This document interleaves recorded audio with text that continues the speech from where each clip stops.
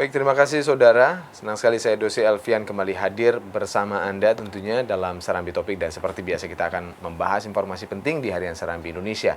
Setelah 3 kali berturut-turut, 3 hari Alhamdulillah, kemudian hari ini juga kita mengangkat informasi terkait dengan pengawet makanan yang digunakan. Dan kemudian juga di hari pertama di mana kita juga menyebutkan bahwa ada pengawet mayat di makanan kita. Kemudian juga dikomentari oleh Wakil Ketua MPU Aceh terkait dengan hal ini. Hari ini kita membuat judul Haram Makanan Berformalin. Itulah informasi terkini yang dihadirkan Harian Serambi Indonesia hari ini. Terkait dengan hal ini, kita akan berbincang-bincang bersama Sekretaris Redaksi Harian Serambi Indonesia, Bung Bukhari M. Ali. Assalamualaikum, Bung Bukhari. Waalaikumsalam, Bung Dosi. Apa kabar, Bung? Alhamdulillah sehat. Terima kasih sudah hadir. Apa yang melatar belakangi kita, kemudian masih tetap mengangkat informasi terkait dengan pengawet di makanan kita ini menjadi headline di Harian Serambi Indonesia. Iya, ini menjadi laporan eksklusif kita ya, yang kita angkat mungkin sampai besok juga masih ada. Karena ini kita anggap satu kondisi yang sangat berbahaya di Aceh apabila penanganan terhadap formalin, makanan yang mengandung zat kimia ini berbahaya ini tidak ditangani secara serius oleh pemerintah Aceh. Karena Bung Dosi ya, di masyarakat Aceh ini 1/4/1000 itu hasil dari penelitian dari Dinas Kesehatan itu masyarakat Aceh menderita kanker. Artinya setiap 2 orang dari 1000 orang penduduk Aceh itu menderita kanker. Jadi kalau penduduk Aceh itu ada 5 juta, itu ada sekitar 1000 orang itu menderita kanker. Dan disinyalir ada hubungannya dengan makanan-makanan yang seperti ini. Makanya kita memang serius menggarap informasi ini dengan harapan ada tindakan yang lebih konkret terhadap mereka yang dengan sengaja menaruh formalin, borak atau zat pemutih kain ke makanan-makanan seperti ikan, mie dan yang lain-lain, Bung Dosi. Oke, ini kan kejadian yang tidak kali ini saja pertama terjadi dan kemudian juga kita informasikan. Ada beberapa kali juga kita informasikan bahwa ada makanan-makanan di Aceh ini yang kemudian sudah menggunakan pengawet juga di dalamnya dan ini sangat berbahaya bagi kesehatan.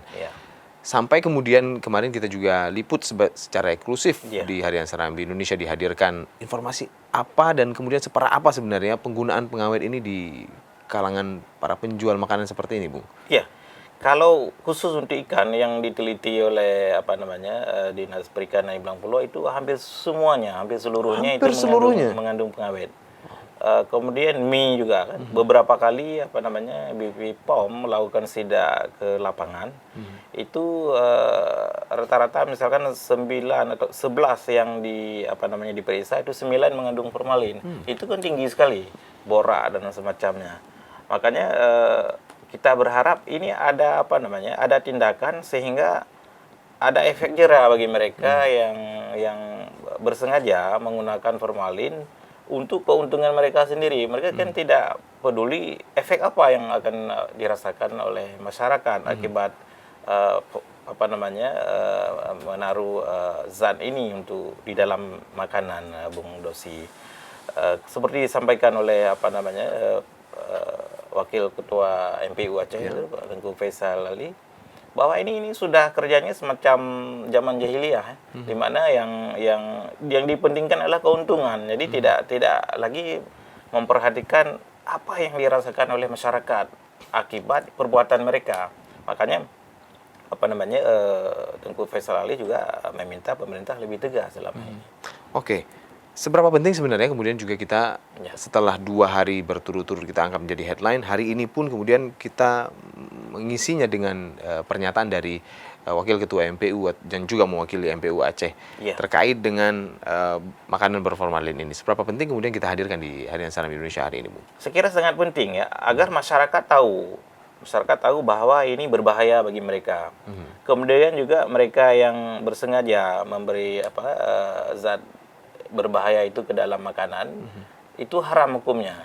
Dan masyarakat juga haram mengkonsumsi makanan-makanan yang mengandung zat formalin, borak atau apapun yang zat pemutih. Kalau sudah tahu ya jangan dikonsumsi. Karena itu kan berbahaya bagi kesehatan ya. Ya seperti saya katakan tadi, itu ada 1000 1.000 jiwa yang di Aceh itu diduga sudah menderita kanker. Macam-macam, ada kanker rahim, ada kanker payudara, mata dan sebagainya. Itu saya yakin ada pengaruhnya dengan ini. Ada kaitannya dengan penggunaan formalin di makanan-makanan yang begitu mudah ya didapat, tidak hanya sini, pada zat-zat pada makanan-makanan yang dijual secara bebas di sekolah dan sebagainya. Ini kan cukup berbahaya.